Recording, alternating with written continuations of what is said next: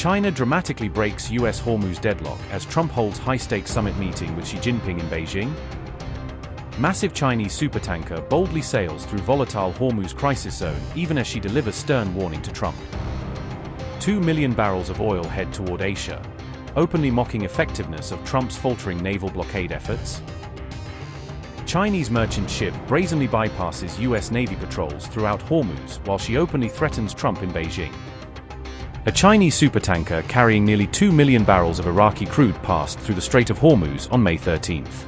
Ship tracking data from LSEG and PLR showed the very large crude carrier Yuan Hua Hu moving past Iran's Larak island, one of the key reference points inside the strait. The massive carrier was seen on the eastern side of the strait, heading south toward Asia, according to reports citing the tracking data and Reuters monitoring. If the voyage is completed, it would mark the third Chinese-flagged oil tanker to pass through the Strait of Hormuz since February 28, a sign that Beijing is cautiously re-engaging in Gulf oil shipping. The Yuan Hua Hu is owned by COSCO Shipping Energy Transportation's Hainan unit, part of China's state-linked shipping and energy logistics network. Tracking data indicate the ship loaded Basra medium crude at Iraq's Basra terminal in early March, staying in the Persian Gulf for several weeks before its latest move. The tanker had remained stranded inside the Persian Gulf for weeks, reflecting the earlier reluctance of major carriers to transit the strait during the peak of the Iran-related confrontation. Two other China-flagged VLCCs, Pearl Lake and Herong Ha, exited the Strait of Hormuz on April 11th, suggesting a phased, low-profile return of Chinese vessels. Earlier, a Chinese-flagged tanker was attacked in the Strait of Hormuz, prompting a sharp diplomatic and security policy response from Beijing as it sought to protect its energy supply interests. China voiced deep concern after a Chinese-linked tanker was attacked near the Strait of Hormuz on May 4th, amid already elevated tensions in the region. Beijing confirmed that Chinese nationals were aboard the vessel at the time of the incident, according to official statements cited in local and international media reports. China said no crew casualties had been reported following the attack, stressing that all personnel were accounted for despite damage to the ship. The vessel came under attack near the United Arab Emirates coast, close to Mina Sakr, as tensions between Iran and the United States soared in the Gulf waters. Chinese media reported that this was the first known attack on a Chinese oil tanker since the Iran-US conflict and related war in the region began, highlighting the incident's significance for Beijing. The ship is believed to be the Marshall Islands flagged products and chemical tanker JV Innovation, according to maritime security sources cited by Reuters and other outlets. The vessel was marked China owner and crew on its hull at the time of the attack, images and reports from the scene indicated. Maritime security sources said the vessel reported a fire on its deck following the incident and issued distress alerts to nearby ships.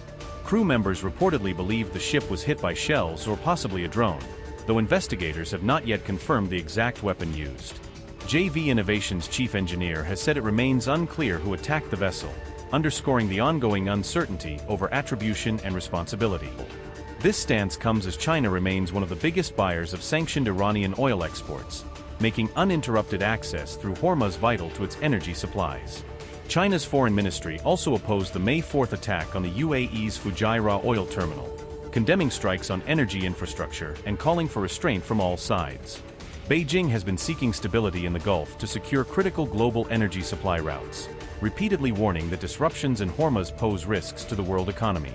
During his talks with Iran's Abbas Araghchi, Chinese Foreign Minister Wang Yi called for an immediate end to hostilities and pressed for a prompt resumption of shipping traffic through the Strait of Hormuz.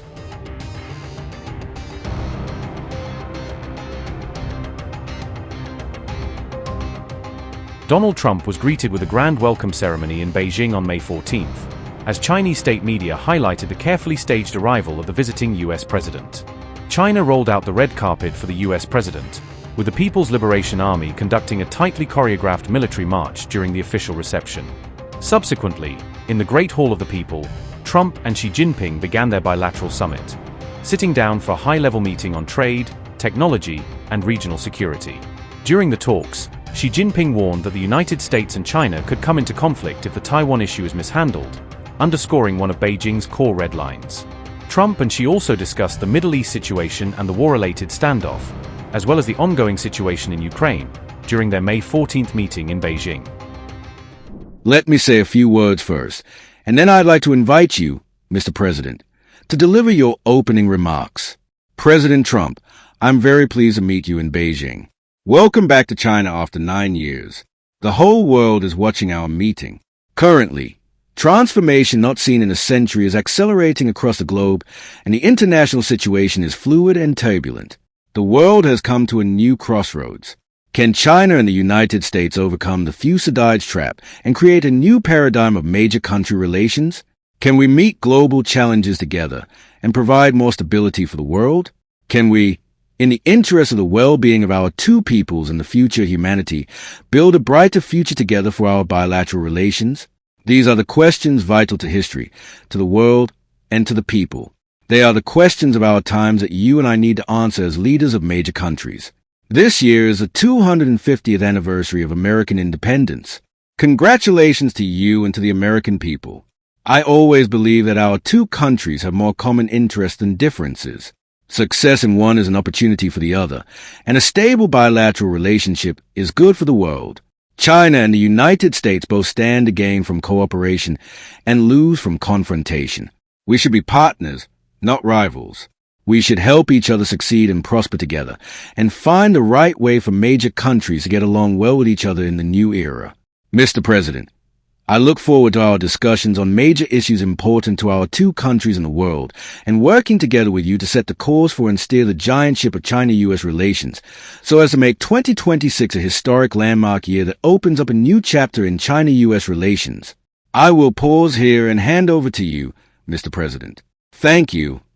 President Xi, I want to thank you very much. First of all, that was an honor like few have ever seen before.